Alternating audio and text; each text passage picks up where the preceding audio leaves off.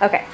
So I talked to the manager of the OT department here, and she's familiar with these splints, and she said that they're good for promoting weight bearing on an extended elbow, so an elbow that's held straight. And that would be what I kind of demonstrated before, but if Kate were putting her arms out straight and then weight bearing through her hand, like you guys had her trying to do on the ball. That was a really good picture of this activity and would be a good place for her to work on it because like I also was demonstrating before, Kate still has a method that weight bearing through her forearm, so we'll want to give her a chance to try it with and without the splints because we want her to develop that skill down here and up here. But the splints are really good for this, working on this kind of weight bearing. So on her tummy with her arms out straight.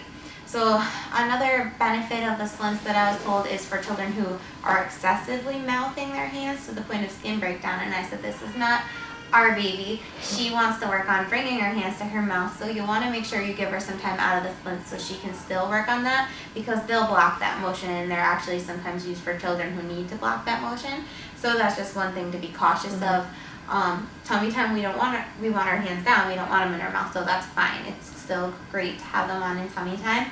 It's more like if she's laying on her back and the goal is to work on hands to mouth at that time, then we take them off for that activity.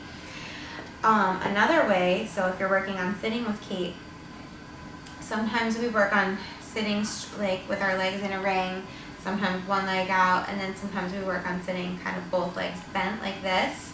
In which case we might put one hand down to help support us and then reach to get something and come back up.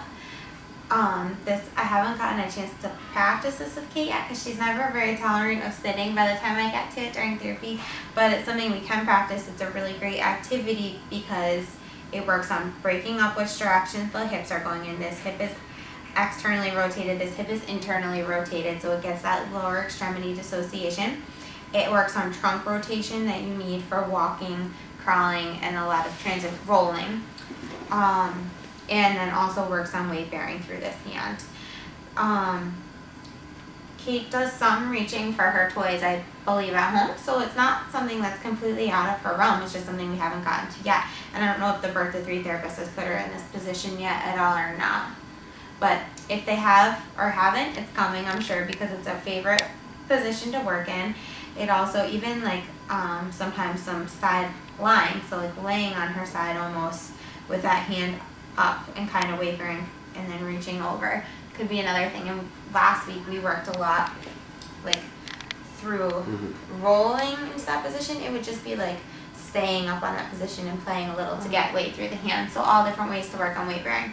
I think this week a good ways to try the splints might be with tummy time, on that tumsy, also on the ball, and then also on your lap because I feel like you do have a lot of control on your lap to bring those hands into the position you want them and to even give her that incline just like the bolster. If you go over mostly one hip, you can get weight bearing through the knees, kind of like a pre-crawling position, and that incline just like the tumsy does and the ball kind of gives that little bit of extra assist as opposed to flat tummy time, and plus you're close and it's a little bit more comforting. So I don't know how Kate has responded to tummy time in the lap for you guys.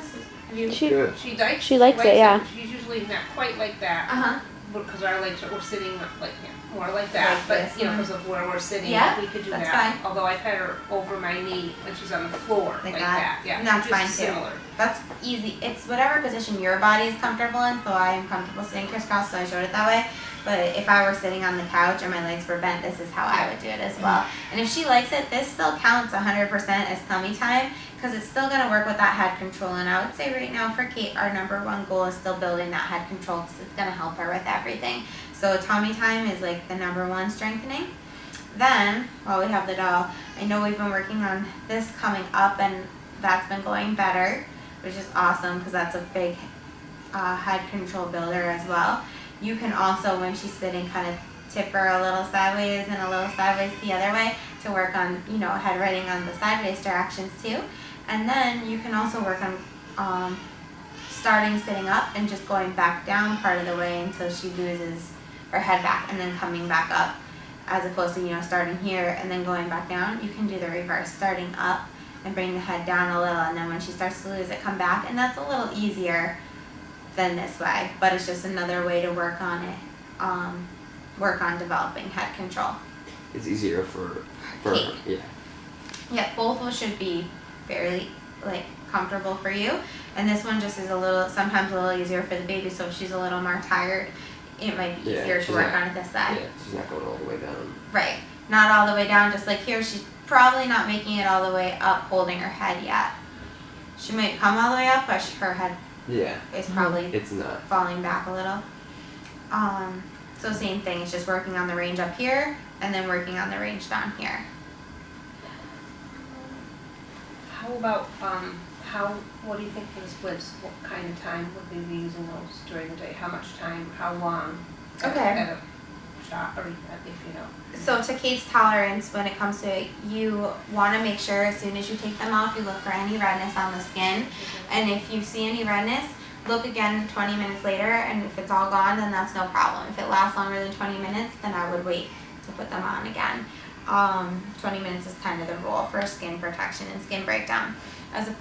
For how many minutes to wear it, I would go with how many minutes she's tolerating playing in that position, because like I said, they're very useful when you're trying to work off an extended arm, but when you're not trying to work on that, then you can take them off if you're not working on a weight bearing activity. So if she's tolerating 5 minutes of tummy time on the ball, then 5 minutes, and then when she needs a new position, you can take them off so that way she can go back to working on the things she needs her arms flexed for.